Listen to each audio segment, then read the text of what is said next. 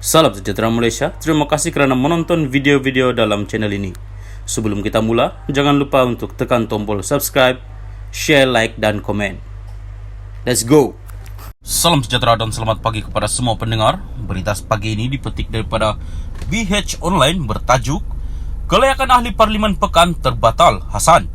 Berita penuh, Speaker Dewan Rakyat Tan Sri Azhar Azizan Harun wajar mengkaji semula keputusannya mengenai status bekas Perdana Menteri Datuk Seri Najib Razak sebagai seorang ahli parlimen.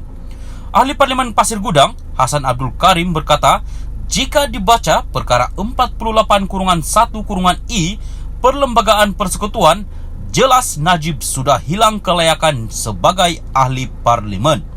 Katanya, biarpun Najib ada memfailkan permohonan pengampunan kepada Yang di-Pertuan Agong Al-Sultan Abdul Riayatuddin Al-Mustafa Billah Shah, tetapi prosiding pengampunan diraja itu belum didengar dan lembaga itu bukannya mahkamah. Pengampunan Najib kepada Yang di-Pertuan Agong mesti ada nasihat Perdana Menteri. Jika sekarang nasihat itu mesti datang dari Datuk Seri Ismail Sabri Yaakob di bawah perkara 40-1 Perlembagaan Persekutuan, iaitu Yang di-Pertuan Agong hendaklah bertindak mengikut nasihat Perdana Menteri. Dari segi undang-undang, sabitan kesalahan Najib dalam pertuduhan dalam kes SRC International adalah kekal, hukuman penjara 12 tahun dan denda RM210 juta ringgit berkuat kuasa sekarang, katanya dalam satu kenyataan. Azhar dalam kenyataannya hari ini menerima dokumen tambahan dengan memutuskan kedudukan Najib masih kekal sebagai ahli parlimen pekan. Mengulas lanjut, Hassan berkata, agak aneh Azhar boleh memutuskan Najib masih kekal sebagai ahli parlimen pekan.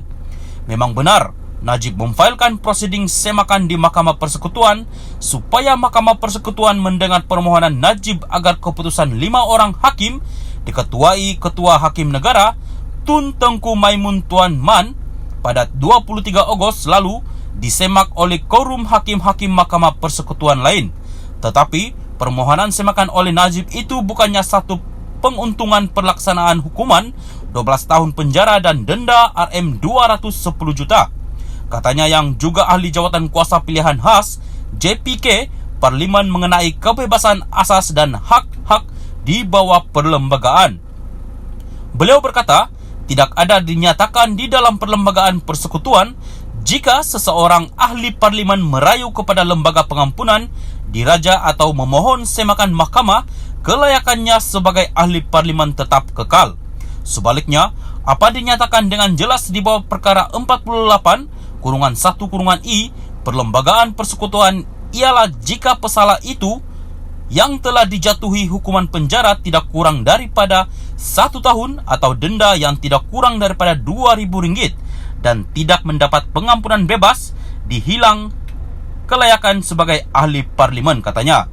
Perkara 48-1-I antara lain menyatakan seseorang hilang kelayakan untuk menjadi ahli mana-mana satu majlis parlimen jika dia disabitkan atas suatu kesalahan oleh sesuatu mahkamah di persekutuan dan dihukum dengan pemenjaraan selama tempoh tidak kurang daripada 1 tahun atau denda tidak kurang daripada RM2,000 dan dia tidak mendapat pengampunan bebas. Mengulas lanjut, katanya, keempat-empat syarat kehilangan kelayakan sebagai ahli parlimen itu ada pada Najib. Keputusan Mahkamah Persekutuan itu keputusan terakhir dalam sistem mahkamah di Malaysia. Tidak ada mahkamah yang lebih tinggi lagi daripada Mahkamah Persekutuan dalam sistem perundangan di Malaysia. Tidak ada penguntungan pelaksanaan diberikan oleh Mahkamah Persekutuan kepada Najib. Ini bermakna semua syarat kehilangan kelayakan sebagai ahli parlimen ada pada Najib sekarang, katanya.